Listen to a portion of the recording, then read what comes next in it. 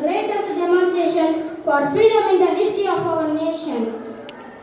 50 years ago, a great American in whose symbolic shadow we stand today signed the Emancipation Proclamation.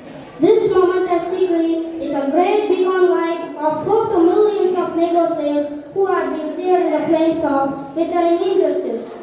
It came as a joyous daybreak to end the long night of their captivity. But 100 years later, the Negro is still not free. 100 years later, the Negro is still badly crippled by the manacles of segregation and the chains of discrimination. 100 years later, the Negro is still languished of the corners of American society and finds himself in his own land. So we have come here today to dramatize the shameful condition.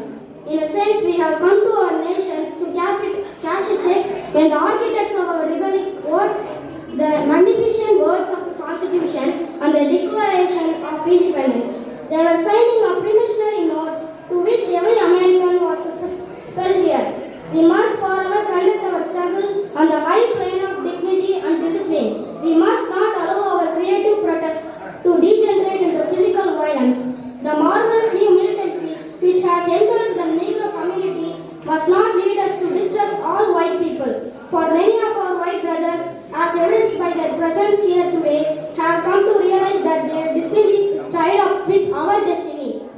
We cannot walk alone, and as we walk, must take the pledge that we shall always march ahead. We can never be satisfied as long as our bodies heavy with the fatigue of travel.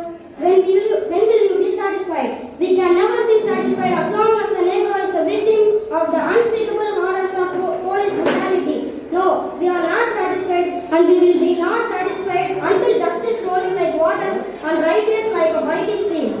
I say it today, even though we face difficulties of today and tomorrow, I still have a dream. It is a dream deeply rooted in the American dream. I have a dream that one day this nation will rise up, live out the true meaning of its creed. We hold these truths to be self-evident that all men are created equal. I have a dream that one day the red hills of Georgia, sons of former slaves and the sons of former slave owners will be able to sit down together at the table of brotherhood. I have a dream that one day even the state of Mississippi, a state sweltering with the heat of injustice, sweltering with the heat of oppression, will be transformed into an oasis of freedom and justice. I have a dream that our little children will be one day live in a nation where they will not be judged by the color of their skin, but by the content of their character.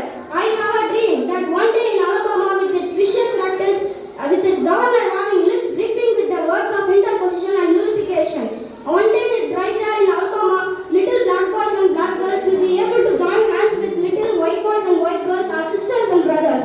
I have a dream today. This will be the day when all God's children will be able to sing with new meaning. My country, the sweet of land of liberty, I sing. Land where my fathers died, land of pilgrims' pride. From every mountainside let freedom ring. But not only that, let freedom ring from Stone Mountain of Georgia. Let freedom ring from Lookout Mountain of Tennessee. Let freedom ring from every hill and molehill of Mississippi. From every mountainside let freedom ring.